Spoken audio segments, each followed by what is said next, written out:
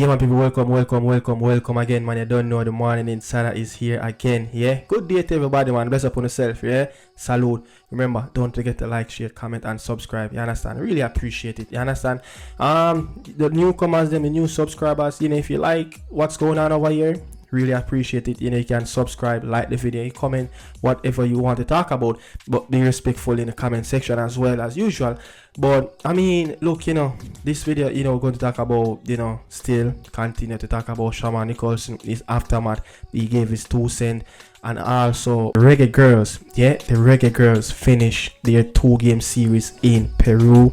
We're going to talk about the JPL. It's time to get excited about our local Premier League, the Jamaican Premier League. You understand? As the season is going into is in the final furlong, we reaching that point where we can actually make that last 200-meter bend, where we can see the full stretch of the 100-meter until the final, the finish line, I must say. You understand? But you don't know. I'll be right back after this.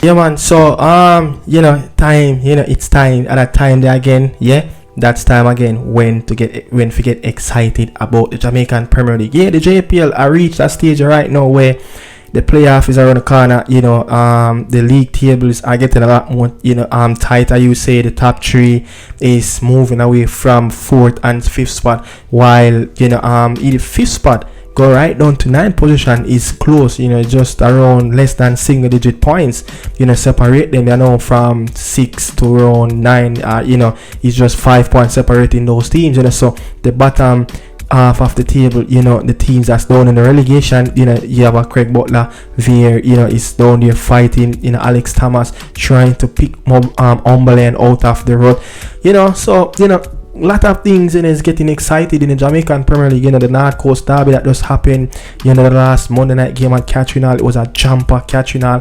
2 prominent figure in the dugout, Tika Davis, who have won it as a coach and a player, voided kickers, so Tapa Whitmore, one for Mount Pleasant, one it for Seba, also play for Follett as well, so 2 coaches that have done it at the managerial stage, and I've done it at the, you will say, at the club level, playing in their playing time, so you still have a Rudolph, a Rudolph Speed. Yeah, you still have a Rudolph Speed is there, is continue to get this Cavalier team over the hump. You understand? Defending champion is here to defending his crown. CFU champion as well. So when you look at Dumbo Holding, who is just a few points out from the top 6, they are the most informed team at this moment. Yeah, man, Dumbo Holding are the most informed team right now on top of the table in the last 5 Premier League fixtures. You still have our Paul Walker with Anthony Patrick, for racing probably unbeaten in 6-7 games. You have a Tivoli Garden, Jerome Waite is still keeping that pace, and a Marcel Fuzzy who is probably looking to say, yeah, he's probably trying to keep his job. Big win, at home in the last game, against Portmore United, after before that they lost against Umberland 2-1 at Everville Community Center. So you will say, what Waterhouse really need is consistency. Mount Pleasant, I think when I saw the last game from Mount Pleasant, I got more of old Tapper. You playing against a mobile team that you far away from. I think you was 6 points ahead of Arnett Garden. Let go the handbrake on the players. Let the players and players play with freedom. Tapper play with 3 hardcore midfielder, RV, McCullough and Anglin. You will say, so I think if as much as Mount Pleasant is flying over 60 points, over 60 goals scored in the Premier League so far, I think their downfall might be with Tapper not getting that midfield balance right. I don't think you need Sole, Anglin and also Harvey in that midfield. You need that midfielder going to carry that lightweight, that going to bring the ball, that going to have that low sense of gravity, just going to be the game changers, just like what a player like Demario Phillips, a player like just like Daniel Green. I think they need that extra man in that midfield like Daniel Green. Excellent player, wonderful player. I think he's one of the best players throughout the entire campaign season, just at how he he played in the midfield at number 10 role, but Arnett Garden team, continue to miss opportunities, much as, the two marksmen of the campaign so far. When you combine both of them, it's 23 goals. Bye Kimani Arbone, is on 7, Warner Brown is on 15, but, look at the opportunities. Arnett Garden have, 260 plus shots, towards the goal, and just 95%, 95 of those shots went on target, so that's less than 50%. The ratio, you understand? And as much as playoff will be the test for these players. These players have been together for the last couple of years, with addition and players been falling out, but can this Arnett Garden team cope with the pressure of trying to win Arnett Garden 6 Premier League titles, something that they haven't done since 2017, almost 10. I think it's 2017, 2016, 2017, and I think maybe it was 2015, 2016. If I'm not correct, you could correct me in the comment section, but I'm just pretty sure it's right, somewhere right there. You understand? But with 11 games left for Arnett, I think around 11 games left for Arnett Garden, something like that. They have 9 bottom tier the team left back in that run with 6 top 6 team, so 15 win of the season for the Junglers. I think they will be right there, but Moby again, T got Davis back-to-back draw. I don't remember who they drew. I know they drew with Moby, I know they drew with Mount Pleasant.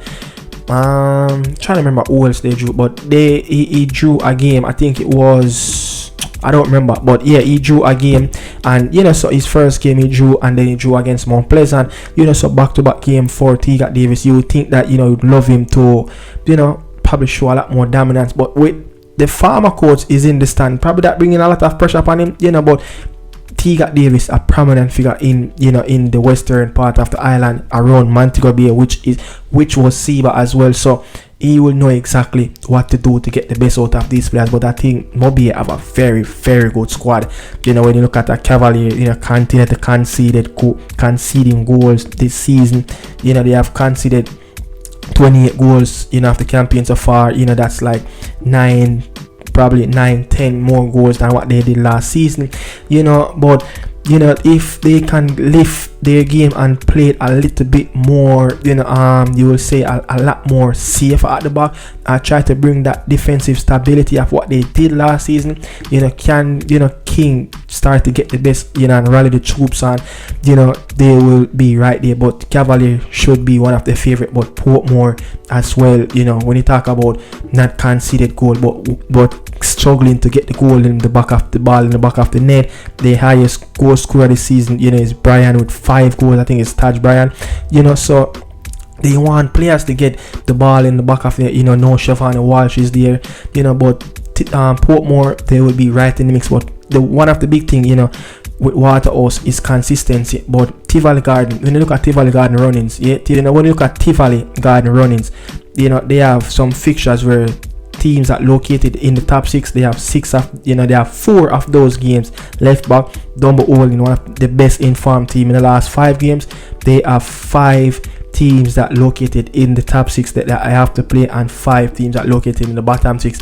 And Racing, they have 7 top teams left back to play, top 6 team left back to play in the remaining fixtures. But when you look at, when I go further down, when I just talk about the Craig Butler, the Alex Thomas, the Jermaine Thomas for Mullines, I think Jermaine Douglas for Chapperton Maroon, they try to keep their team safe, but it's going to be a tall order. But the JPL is warming up, man. It's getting excited. It's getting to that time where I'm saying, yes, the games that's being televised, excellent coverage, excellent, commentary as usual, and some magnificent goals have been scoring, free kicks, stunners.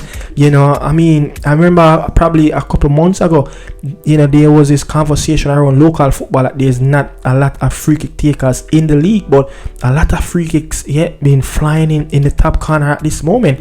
You understand? So get excited about the league. Make sure that you go out and support the Rare Nephew Jamaican Premier League. But that's it for my JPL zone. My JPL in 5. Get excited about it again. I'm out. talk about the man that scored his first goal in literally almost 4 months. Shamar, Rima, Bowser, Jesus. You have so many names. You understand? Shamar Nicholson, man.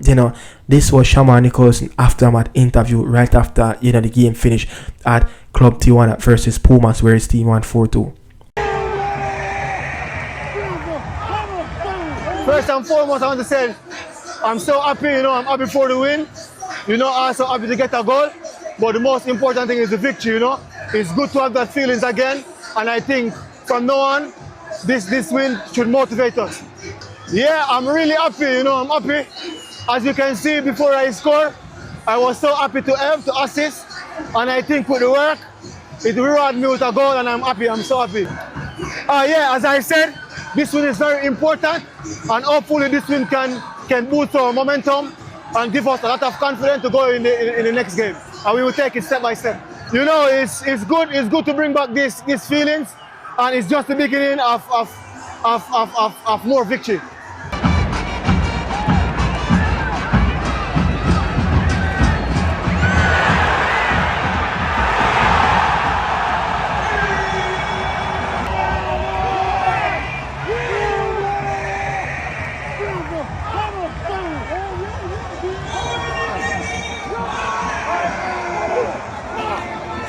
When I really look at it, you just could look at Shamar Nicholson. Yeah, just look at his face expression, show you that he's relishing that opportunity again, just to be that out and out striker, just to be that striker that his name, his number will be on the match card. It doesn't matter what. And the belief from the coach is there, the belief from the teammates is there. And I'm just looking at a player. Yeah, I'm just looking at a player as I experience that. He's happy. Yeah, he want to be in the moment again. It's literally his last goal came, I think it's on October the 27th of 2024. It was a cup game when he was playing for Spartak Moscow. So that literally closed approximately around 4 months ago. So he's happy, and I think when you look at the opportunities that Shamar Nicholson got in that last game against PUMAS, even the offside goal that chopped off, if you can see it on the screen right now, it's a big debate in Mexico that goal that Shamar Nicholson scored, the offside one, should have been onside, which they gave it offside. So I think probably he could have scored a brace. But if you look at the opportunity and look how he took the opportunities, and look at how he placed the ball, that's a player playing with a lot of confidence. Castañeda con la cacheteadita para Efraín, toca para Gómez. ¿Qué hace Gómez? Va para Shamar. Ahora sí, Shamar.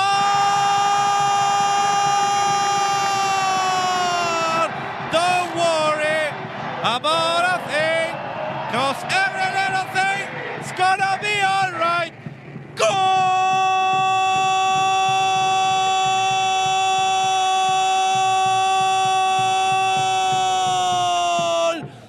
Tijuana, 3-0 el marcador. Shamar Nicholson por fin se estrena en el fútbol mexicano. Una kermés la defensa de los Pumas. No hay fuera de lugar. Y ahora sí, Shamar Nicholson la deja entrar. Buena definición. 3-0 el marcador. When you go back into games for Spartak Moscow, for the national team, those opportunities Shamar Nicholson are missing daily. So now we're seeing someone that is more proactive.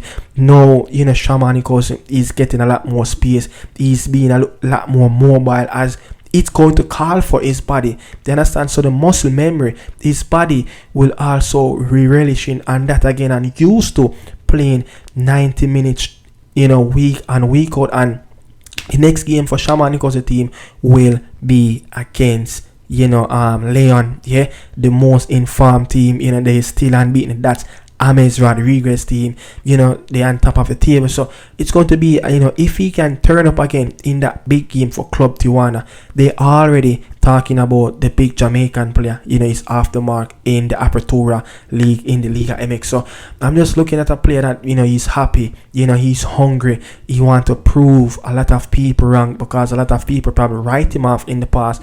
No, he got that opportunity. So yeah, Shamar Nicholson, he's going to be very good, and I think this is the right time. I think he have made the right move at the right time.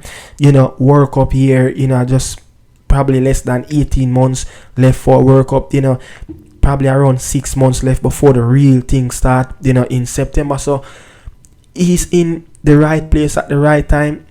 He's performing at the right moment, and you could see that his body is a lot more trimmer. He have lost a little bit more weight, so again he look more sharp, he look more fit, like he can go even an extra mile after playing a 90 minutes. So that's the Bowser we want to see.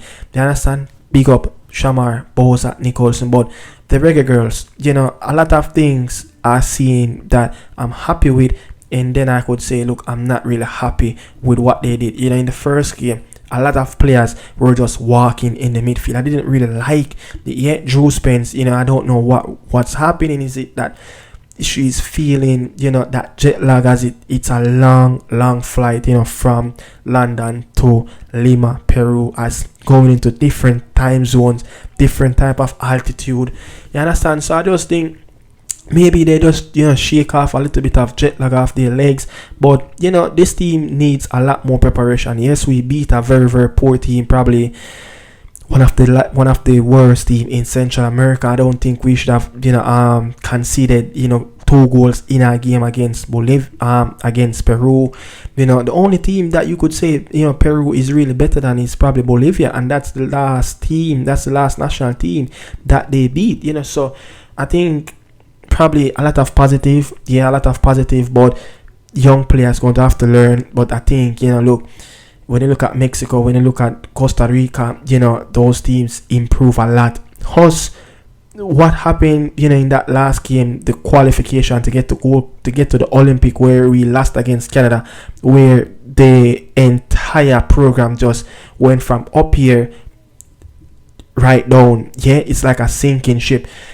The program going to need a lot. It's going to need a lot. I think probably with the players that missing, the Bodnisha, the Eels, etc. I can't remember all of them, but I think we're going to need at least 3 players. But we're going to need central midfield players. I think when you look at the level of how the CONCACAF region women teams are playing, their midfield is a lot more mobile. Their midfield is a lot more strong. He say aggressive, someone that can possess the football, someone that can keep the football. I think we're going to need a couple pieces in that department. We have players there, but I think we're going to need to add to that quality where it's going to be real a stellar midfield. But not going to beat the girls too bad. They picked up 2 victory. I said negative and positive from it, but more of positive because it's 2 win from the 2 games. One of the worst team in Central America. But again, big up to the Reggae Girlz. That's it. The next game will show us where, and I would love to see a full strength. So the next game will show us where this program is at, and it will come up against Mexico. So the next couple of games will be against Mexico. So love to see Bonisha and everybody in the squad at that time, so we can get a good assessment of where this national team is at this moment. But that's the that's the end of the video. I've come to an end, man. Bless upon yourself. Thanks for watching. This is Nicardo Media House with the Morning Insider. See you guys on Friday again. Bless up. Salute.